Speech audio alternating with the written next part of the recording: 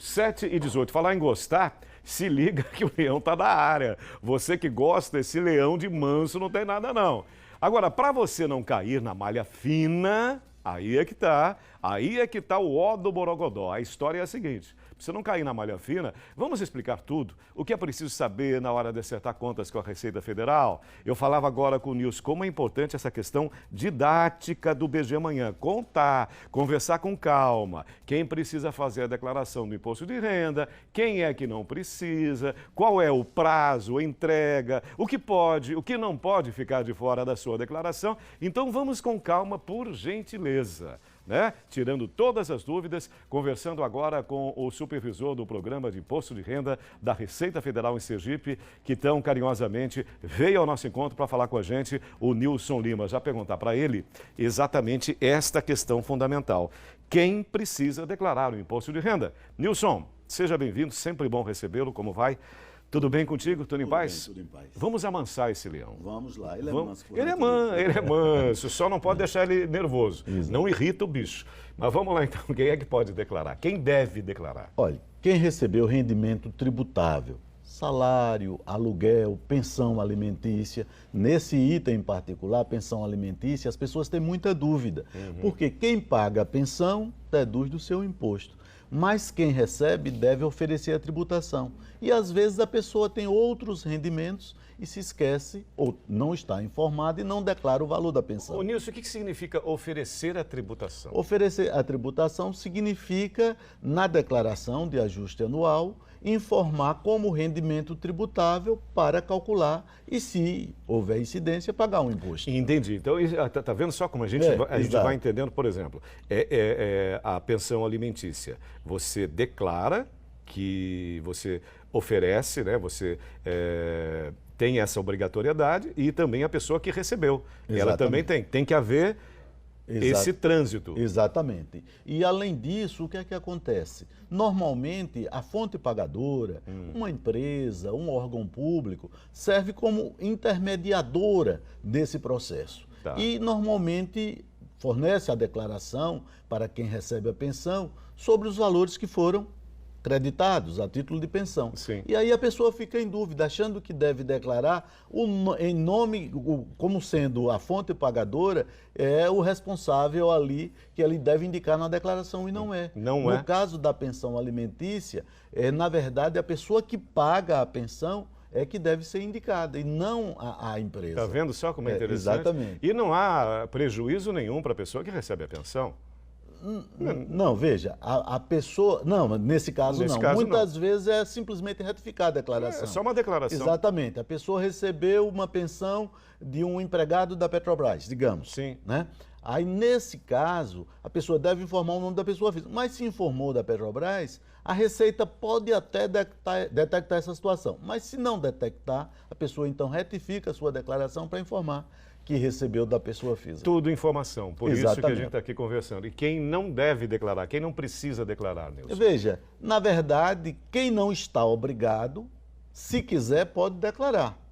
Ou seja, a pessoa, por diversos motivos, apresenta a declaração. Agora, se obteve acima de R$ 28.559,70, durante o ano 2019, a pessoa é obrigada a declarar. Repetindo o valor? R$ 28.559,70. Se a pessoa teve só rendimentos isentos, digamos, a pessoa recebeu uma doação de R$ 41 mil. Mesmo não tendo rendimento tributável, e a doação para fins do imposto de renda não incide o imposto, a pessoa mesmo assim é obrigada a declarar. Ou seja, rendimentos isentos, não tributáveis ou tributáveis exclusivamente na fonte, em valores superiores a R$ 40 mil, obriga a declarar. Aí você pode me perguntar, e vou até antecipar. E se a pessoa, estando obrigada, não declarar, o que é que acontece? Eu ia te perguntar com relação à multa também. Tem multa por atraso na entrega da declaração. A pessoa pode ter o valor lançado pela fiscalização, e aí cobrando uma multa de 75%, e mais importante ainda, a pessoa fica com o seu CPF suspenso. Ou seja, eu tenho o rendimento tributável, a Receita tem aquela informação, porque as diversas fontes também têm a obrigação de informar, a Receita essa situação, e se eu não apresento a declaração, o meu CPF fica suspenso. E aí é que mora o perigo, né, Nilson? Exatamente. Também até pela falta de informação. Agora, com relação a novidades, grosso modo, de uma maneira resumida, houve novidades interessantes, boas para nós, né, positivas, e outras nem tanto. O que você acha aí? O que de bom nós vamos ter além, inclusive os lotes, né? A restituição, vai haver um adiantamento com relação à restituição? Exatamente. Hoje, a Receita dá início ao processo de recepção das declarações. O programa já estava disponível. O download já está disponível. O download já estava disponível. Já estava na semana passada. Exatamente. Inclusive. A partir de hoje, o contribuinte já pode transmitir as declarações. E a Receita estabelece uma regra em que o contribuinte que entrega nos primeiros dias tem preferência. Essa preferência só não é total porque tem aqueles contribuintes, portadores de moléstia grave. Que eu ia te perguntar também. Exatamente. Eles têm prioridade. Eles têm prioridade. Maiores de 60, maiores de 80 e por aí vai. Exatamente. Então, essa categoria de contribuinte tem prioridade total. Depois desses contribuintes, aqueles que entregam nos primeiros dias têm uma maior possibilidade de receber nos primeiros lotes. E a grande novidade deste ano é justamente a antecipação. Nos anos anteriores, a partir do mês de junho, era que se liberava o primeiro lote da restituição. Neste ano, a liberação já vai se dar agora no mês de maio. No dia 30 de maio, será liberado o primeiro lote. E ao invés dos 7 lotes dos exercícios anteriores, nós teremos agora a devolução em 5 lotes. Então, até o mês de setembro, todos os contribuintes que não tiverem problema, eu ouvi você falando sobre a questão da malha fina, então quem não entrar na malha fina, até o mês de setembro vai receber sua restituição. Então tem que caprichar. Com certeza. Não é? E com relação a um fato, eu diria, negativo, uma curiosidade, os patrões não declaram mais os salários dos empregados domésticos, é isso? Não precisa? Não, veja.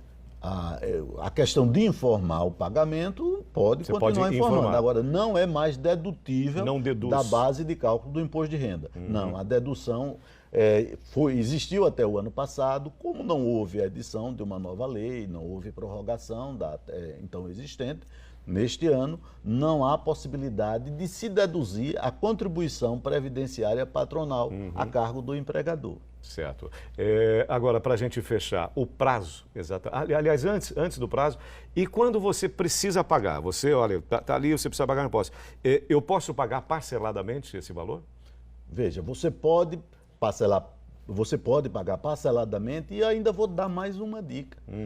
Aquele contribuinte daqui de Sergipe, de Aracaju ou dos municípios que têm o Fundo da Criança e do Adolescente cadastrados, e este ano com uma grande novidade, até o Fundo de Assistência ao Idoso pode receber essa doação diretamente na declaração. Olha aí. Então o contribuinte pode, apurando imposto de renda, digamos que ele apurou R$2.000 a pagar, ele pode destinar até 3% do imposto devido durante o ano na declaração, ele pode destinar para o Fundo de Assistência à Criança e ao Adolescente e também 3% para o Fundo de Assistência ao Idoso. Então, esse dinheiro, ao invés de compor um fundo nacional, depois, obviamente, que o Tesouro Nacional vai cumprir as regras constitucionais de devolver, através do Fundo de Participação dos estados, de Fundo de Participação dos municípios. Mas aquele contribuinte que quiser que o dinheiro fique internado em Sergipe ou no seu município, ele pode destinar parte do seu imposto a pagar